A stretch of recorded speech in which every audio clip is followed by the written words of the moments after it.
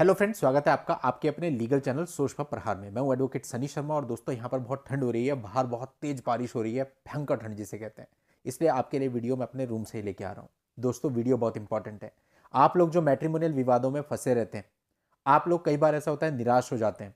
आज दोस्तों आपको एक ऐसा मामला बताने वाला हूं जहां एक अकेले आदमी ने फाइट करी और फाइट करने के बाद वो उसमें जीता भी, और उसने जितना भी मेंटेनेंस अपनी वाइफ को और बच्चे को दिया था वो सारा का सारा मेंटेनेंस लौटाने का आदेश हुआ कि सारा मेंटेनेंस उसको वापस किया जाए।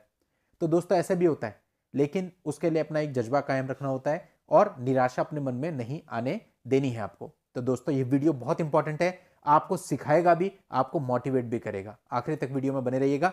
और अगर आपने अभी तक भी चैनल को सब्सक्राइब नहीं किया है तो फटाफट चैनल को सब्सक्राइब करके नोटिफिकेशन बेल पर क्लिक कर लें ताकि इस प्रकार की जानकारियां निरंतर आपको मिलती रहे। दोस्तों यह मामला बाड़मेर जिले का है।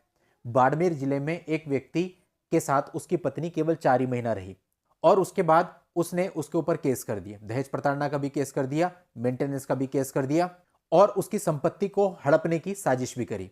अब दोस्तों होता है क्या, इनिशियली जैसा आपको पता है कि आदमी बहुत परेशान हो जाता है, बहुत हैरेस हो जाता है, तो इसी प्रकार से उस आदमी के साथ भी हुआ। उसको बहुत ज्यादा प्रताड़ना होगी, फाइनेंशियल बर्डन बहुत ज्यादा हो गया और यहां तक कि वो लकवाग्रस्त हो गया, मानसिक संतुलन भी बिगड़ गया।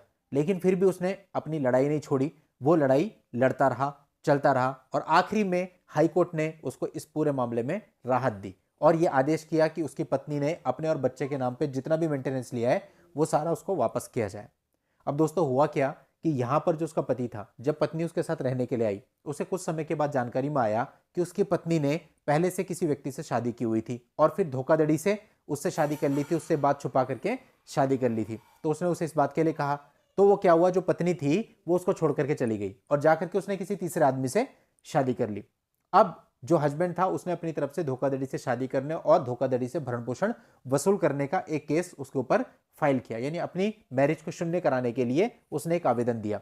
अब दोस्तों यहां पर हाईकोर्ट ने इस मामले में उसको राहत दी। जब यह मामला हाईकोर्ट में पहुंचा तो हाईकोर्ट ने इस बात को, तथ्य को देखते हुए सही पाया और इस विवाह को शून्य घोषित कर दिया और जितना भी भरण पोषण पत्नी ने अब तक प्रति माह 10,000 रुपए के हिसाब से अपना और बच्चे का लिया था, वो पूरा का पूरा भरण पोषण वापस देने का आदेश किया। तो इस प्रकार से दोस्तों कई बार ऐसा होता है कि प्रताड़ना तो बहुत ज्यादा होती है, लेकिन हमको हिम्मत नहीं हारनी। अगर हम हिम्मत नहीं हारते, लड़ते हैं आखिर तक, तो आपको राहत मिलती है। अब बहुत सारे लोग मैंने देखे कि इनिशियली ही टूट जाते हैं, 1 साल भी नहीं होता कि ठीक है सर हम पैसे दे करके सेटल कर लेते हैं, जितना वो मांग रही उतना दे देते हैं। तो ऐसा कई सारे लोग करते हैं, जो कि देखिए किसी विशेष परिस्थिति में तो सही कहा जा सकता है, लेकिन सामान्यतः सही नहीं कहा जा सकता, क्योंकि ऐसा करके आप खुद के साथ तो गलत कर ही रहे हो, पूरी सोसाइटी के साथ भी गलत कर रहे हो। यदि आपसे पैसा एक्सटॉर्ट किया जा रहा है तो आपको नहीं देना, केवल इस वजह से कि मुझे मानसिक शांति मिल जाएगी, और उसकी भी कोई गारंटी नहीं होती है कि उतना पैसा देने के बाद भी आपको मानसिक शांति मिल जाए। अमूमन देखा ही जाता है कि अगर आप उनकी एक डिमांड मांगते हो तो उनकी दूसरी डिमांड सामने आ जाती है, या उनकी जो डिमांड होती है वो ऊपर चली जाती है। वो 30 में कह रहे थे, आपने ओके कर दिया कि ठीक है मैं 30 देके निपटना चाहता हूं। आप देखेंगे कुछ समय के बाद जो वो जवाब देते हैं कि नहीं अभी तो हमको 45 चाहिए, डिमांड रेज हो जाती है। क्यों? क्योंकि आप अपनी कमजोरी खुद दिखा रहे हैं। तो इसलिए थोड़ा सब्र कीजिए, थोड़ा मामलों को चलने दीजिए, आगे आने दीजिए, थोड़ा उनको भी एहसास होने दीजिए कि उनको कोर्ट कचहरी जाकर के कुछ भी नहीं मिलने वाला है। तब वो रीजनेबल सेटलमेंट पे आएंगे, आपका रीजनेबल सेटलमेंट भी होगा और कोई गलत मैसेज भी समाज में नहीं जाएगा। तो दोस्तों वीडियो देखने के लिए आपका शुक्रिया। वीडियो आप और लोगों को भी शेयर कर दें ताकि उन्हें भी ये जानकारी मिल सके। आज के इस वीडियो में इतना ही। नेक्स्ट वीडियो में नई जानकारी के साथ मैं आपसे फिर मिलता हूं। तब तक के लिए goodbye and thank you for watching. Take care.